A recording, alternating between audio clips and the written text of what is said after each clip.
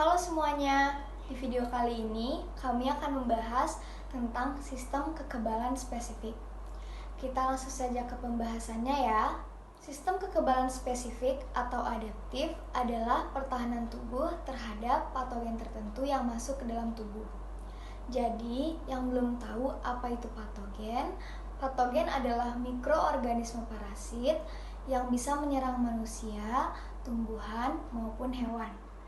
Pada pertahanan tubuh spesifik, sel-sel pertahanan dapat merespon keberadaan sel-sel asing, molekul asing, ataupun sel yang abnormal dengan cara yang spesifik.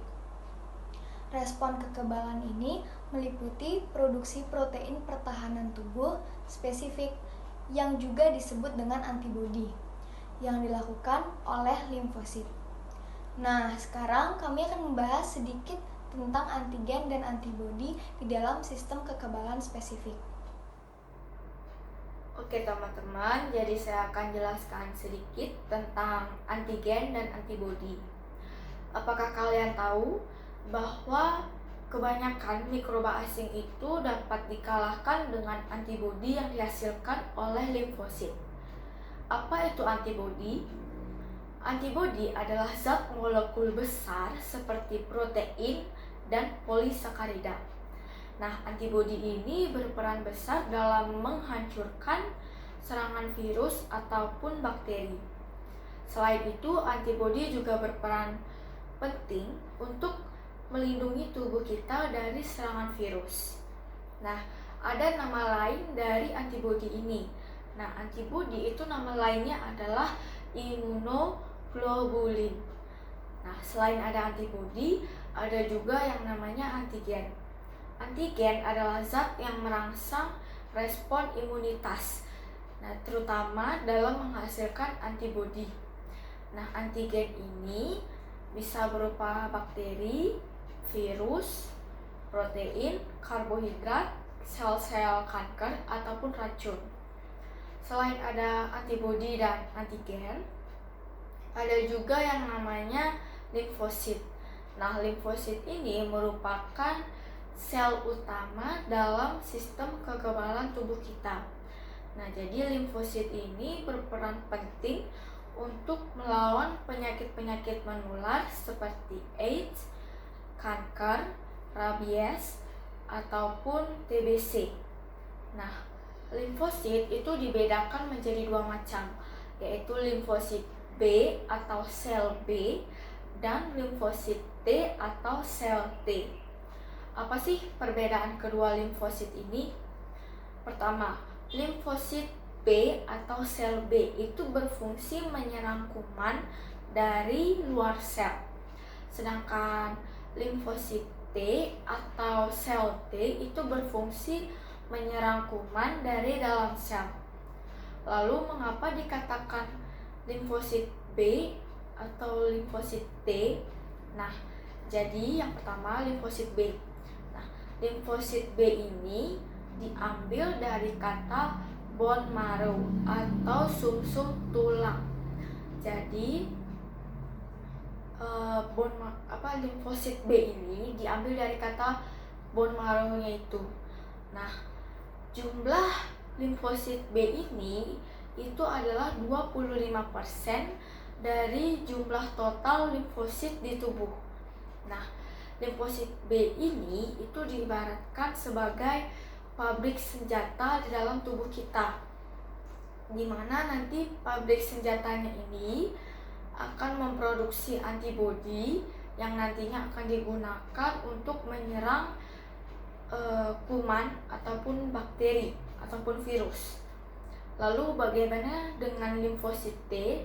Berikut adalah penjelasannya. Setelah sel B atau limfosit B diproduksi di sumsum tulang belakang, sebagian limfosit bermigrasi atau berpindah ke kelenjar timus. Dalam kelenjar timus, limfosit tersebut akan membelah diri dan mengalami pematangan. Karena berasal dari kelenjar timus, limfosit ini dinamakan limfosit T, atau kita ambil T-nya itu dari kata timus. Nah, limfosit T ini bisa dikatakan sel T. Limfosit T atau sel T ini jumlahnya mencapai 70% dari seluruh jumlah limfosit tubuh. Nah, sel T ini juga berfungsi sebagai bagian dari sistem pengawasan kekebalan. Halo semuanya, di sini saya ingin menjelaskan tentang imunitas humoral. Imunitas humoral berfungsi untuk menghasilkan pembentukan antibodi yang disekresikan oleh sel limfosit B atau sel B. Nah, jika antigen bertemu dengan antibodi, akan terbentuk kompleks antigen-antibodi, dan proses penghancuran akan berlangsung. Terdapat beberapa cara antibodi menghancurkan patogen. Gambar bisa dilihat di sebelah saya. Yang pertama ada netralisasi. Netralisasi atau menutup epitop dengan menyelimuti antigen. Netralisasi antigen dilakukan dengan mekanisme menghancurkan zat epitop atau determinan antigennya, sehingga antigen tersebut netral dan dapat mudah dihancurkan oleh makrofag. Yang kedua, aglutinasi. Aglutinasi adalah kondisi ketika satu antibodi memiliki minimal 2 pengikatan. Semua sisi pengikatan tersebut berikatan dengan antigen berupa materi partikel seperti sel darah merah atau bakteri. Oleh karena itu, kompleks besar dengan mudah difagosit oleh makrofag. Yang ketiga ada presipitasi. Presipitasi adalah pengikatan silang molekul dengan molekul antigen yang terlarut dalam cairan tubuh. Setelah terendapkan, antigen dikeluarkan dan dibuang melalui fagositosis seperti gambar. Nah, yang terakhir atau yang keempat adalah fiksasi komplement atau aktivitas sistem komplement. Fiksasi komplement yaitu aktivitas sistem komplement oleh kompleks antigen dengan antibodi. Pada saat terjadi infeksi, protein pertama dalam rangkaian protein komplement diaktifkan. Selanjutnya, memicu serangkaian aktivitasi protein komplement berikutnya. Nah, fiksasi komplement ini menyebabkan sel lisis juga. Yang menimbulkan fagositosis itu ada pada proses aglutinasi, seperti pada gambar. Dan di fagositosis terdapat makrofag. Apa itu makrofag? Makrofag adalah sel darah putih yang bekerja dengan cara menelan atau mencerna kuman dan sel yang rusak.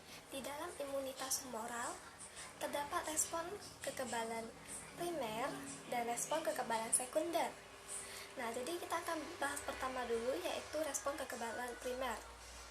Respon kekebalan primer merupakan kontak antara sel-sel B dengan antigen beserta reaksi dari sel-sel B terhadap antigen yang masuk ke dalam tubuh.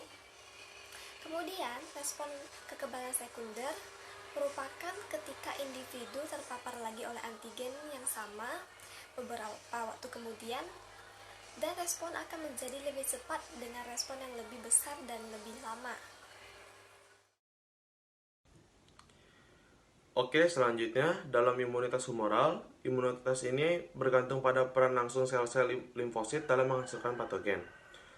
Limfosit yang berperan langsung dalam imunitas seluler yaitu adalah limfosit T dan sel T. Lalu ada 3 macam sel. Pertama, sel T sitotosik, sel T penolong, dan sel T penekan. Pertama kita ke sel T sitotosik, sel pembunuh yang menghancurkan sel yang memiliki antigen asing.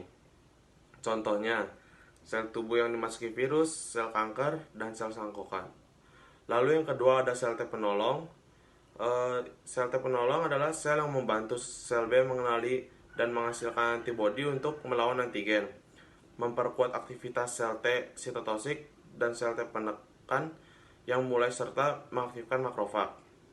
Lalu yang kedua ada sel T penekan, sel yang menekan produksi antibodi sel B dan aktivitas sel T sitotosik dan sel T penolong untuk menghindari reaksi kekebalan. Lalu sebenarnya apa tugas utama imunitas seluler? Tugas utama imunitas seluler adalah untuk menghancurkan sel tubuh yang telah terinfeksi patogen, misalnya bakteri atau virus.